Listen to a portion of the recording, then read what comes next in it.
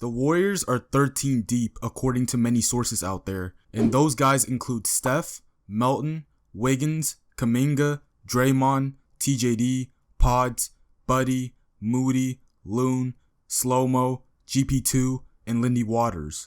That's a lot of players that have a ton of talent and value to be able to play every single night, which that's likely not going to happen. It's virtually impossible. Steve Kerr has mentioned many times that he and his coaching staff are struggling to find ways to distribute playing time to the depth of their team on the floor. Of those 13 players, I believe 9 players should have a locked-in spot in the rotation, meaning that regardless of matchup issues, these players should receive some type of consistent PT during the game. And then there are 4 guys who I think belong in the situational pile, where it just all depends on the health of the team and the matchup that we're against. Let's start with the guys that I think should play every single night for the Golden State Warriors. Let's get the easy ones out the way. Steph and Draymond. I don't think I need to explain why they need to play. If I have to sit here and explain in detail why these two need to play, then you're probably wondering why Thanasis Antetokounmpo doesn't have a roster spot. Melton has to be in the rotation for reasons that I mentioned in my last video. First up, Andrew Wiggins. He has to be in the rotation because he's the best two-way player on our team. Now, he's coming off of his worst season statistically, and for the most part, he was very disappointing last year. Apparently, reports are saying that it's because Wiggins got hurt in the 23 playoffs against the Lakers, and he needed to nurse his injury instead of working on his game during the summer. Make of that as what you will, because I'm not going to look into it too much. But last season, he took a huge step back in terms of his offensive role. When he first came to the Warriors in 2020, he was shooting the ball the best he's ever shot it. He had never shot the ball above 36% before coming to Golden State. I personally thought that Wiggins was going to have a really good season in 23 had he not had to deal with some off-court issues, because he shot 40% from 3 and was statistically one of the best catch-and-shoot players in the league. On top of that, when he had the ball, he can create at a high level, just not at an elite level. He's got a decent back to the basket game, he can finish through contact at the rim, and hit pull-up mid-range jump shots at a decent percentage. All of this was missing last year. His percentages were down, and he just wasn't as comfortable and aggressive enough. Not to mention his defense. Wiggins at his best is genuinely one of the best POA defenders in the league. Like, I'm not even joking, like that's a fact. He's got a great blend of athleticism, size, perimeter foot speed, and length. His championship defense that was displayed in the 22 playoffs was absolutely extraordinary. What he provides to this team is so valuable. I can't stress it enough.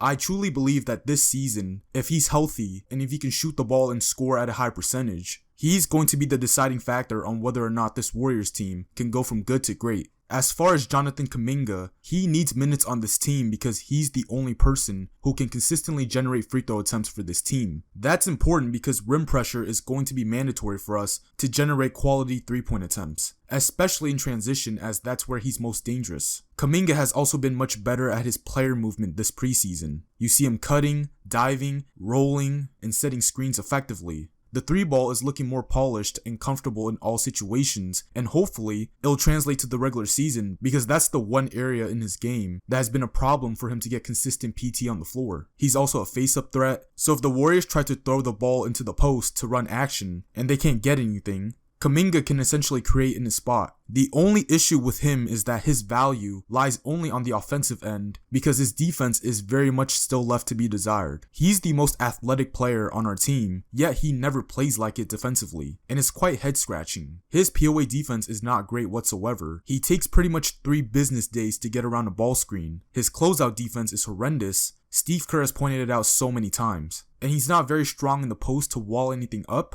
So I'm afraid that on nights where he can't get it going offensively, his minutes can get skewed. Moving on to Pods, he's the only person who can truly play the backup point guard position for our team. It's where his game naturally fits. Whenever he tries to play the 2 alongside Steph and he's off the ball, he's not as threatening when he's operating on the ball off of ball screens. He has a great ability to scan the floor either in transition, where you've seen him in preseason throw those long bounce passes through traffic, or in the half court where he can read the defense, especially the low man, very well, and either throw lob passes to the roller or corner skips to the shooter. He's done a very good job of keeping his matchup in jail off ball screens, and that just shows his improvement as an on-ball creator compared to last season. And he's a gritty player. He'll put his body on the line to make a play. He led the league in charges last season. He led the team in plus minus. The only downside is that he hasn't shot the ball well in preseason, which I think he'll be able to do easily in the regular season. and he's not a great defender, but overall, with his skill set,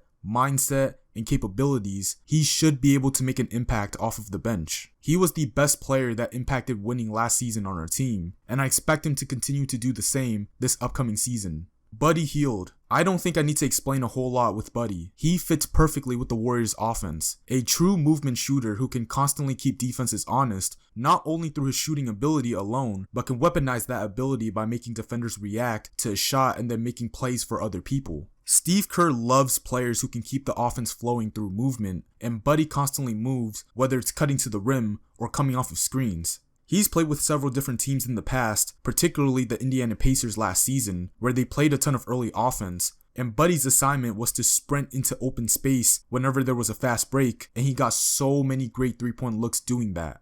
Steve Kerr has emphasized early offense from the Warriors this season, and Buddy has done very well to increase the Warriors' offense through his movement in the half court and in transition. Additionally, he does have a bit of shot creation ability, not great, but it's nice that he has it in his back pocket. Defensively, there are physical issues, however, he is putting in more effort and being more disruptive, which you can honestly appreciate more than hate. Now on to everyone's favorite Warrior, it seems like, Moses Moody. His movement shooting has skyrocketed. There were moments last season where Moody wasn't comfortable or hesitant to take a three-point jumper either off of a handoff or an off-ball screen. However, this preseason, if his defender is dropping under screens, you best believe he's gonna let it fly. He's been very good at attacking closeouts off the catch by finishing strong at the rim. He's been much more aggressive finishing at the rim this preseason. Defensively, he has great size. 6'6", 7-foot wingspan, and can play the 2 or the 3 is perfect. But he does lack perimeter foot speed, and he can't navigate ball screens very well. In particular, last season, Moody gave up 1.71 points per possession whenever he was defending an off-ball screen, which is like very bad, at least statistically.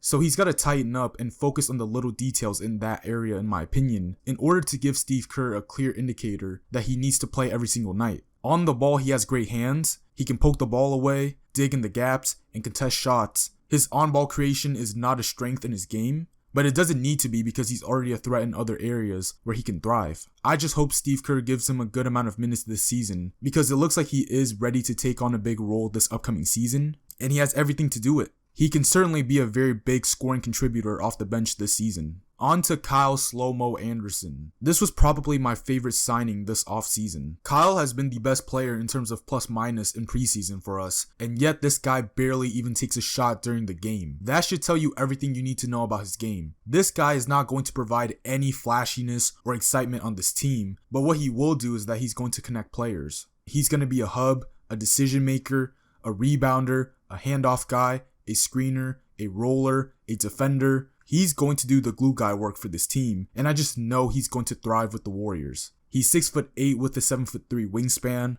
I mean, that is just insane. Like, talk about having length that can impact both ends. He's going to impact the defense very much as well. He's going to make Draymond's job a lot easier because despite his athletic deficiencies, he is a very versatile defender. He's got great defensive stats, and he can guard in all areas of the game.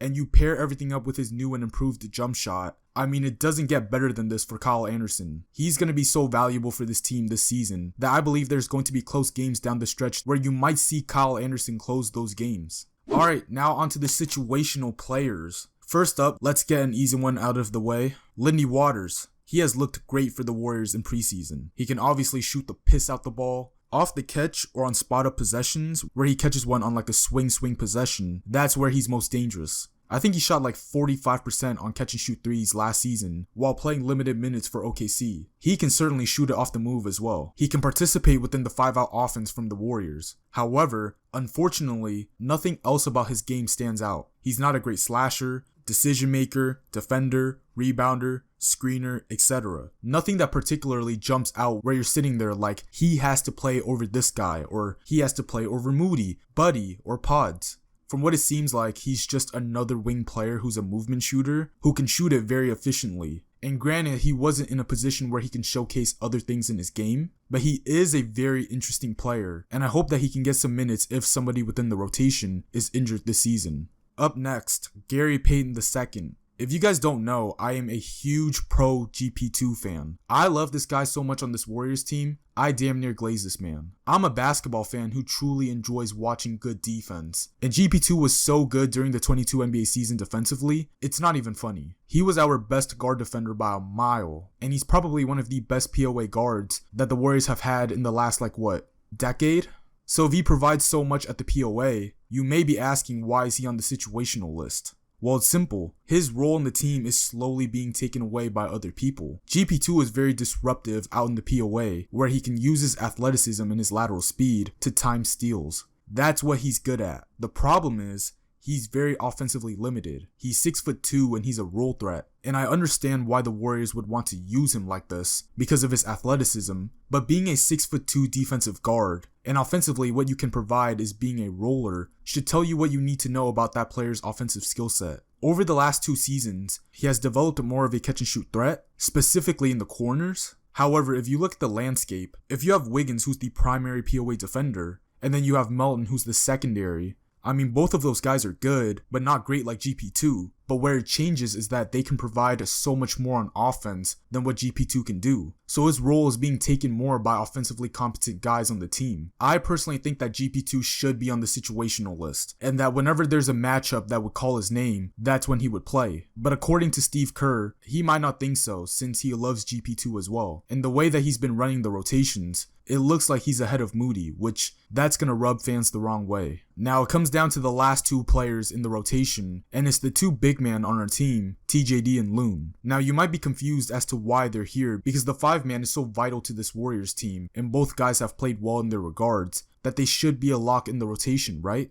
Well, on paper, yes. However, I personally believe that the 5 spot this year will be, or at least should be, completely situational this year. Both Loon and TJD provide a ton of value and deficiencies in ways where they don't pull away as the clear-cut starting 5-man on this team. Let me break it down. TJD is a rim protector, Loon is not. Loon is a more versatile defender in terms of being able to play different types of coverages. TJD can't necessarily do that. TJD is a great vertical spacer as a roll threat, Loon is not. Loon lately has shown that he can space the floor with his mid-range shooting in the short mid-range area. TJD is not a threat to score outside of the restricted area. TJD can run the floor in transition to apply early rim pressure. Loon is not capable of doing it in the same way that TJD does it. Loon sets very good screens where he's able to nail defenders out of the play. TJD tends to slip too early on ball screens. TJD has shown a good ability to be an offensive hub. Loon is not nearly as great as that in terms of throwing accurate passes. Loon can defend much better in the post where he can wall guys up. TJD tends to struggle against big centers who can post up. So do you see how they both provide different things to the table, where whoever is good at one thing, the other guy isn't great at it, or they don't do it at the same level? Of course they play the same role and do things equally effectively, like rebounding and operating as a handoff guy. I believe that if we're up against a skilled center who can post up or stretch the floor, I think that's a game where you might want to consider playing Loon more than TJD. But if we're playing against a typical 5-man who's not a great scoring threat, and he's just a screen and roll guy, that might be a game where TJD might play more than Loon. All in all, I think both guys are great at what they do, and I certainly think that there's a spot for both of them on the team. I think there's going to be certain games where Loon's going to get called more than TJD. There's going to be games where TJD is going to get called more than Loon. Or who knows, maybe there's a game where both of them could be on the floor. I just personally think that when it comes to the center spot this year, Steve Kerr should consider to be a little bit more picky when it comes to choosing who's going to play that spot.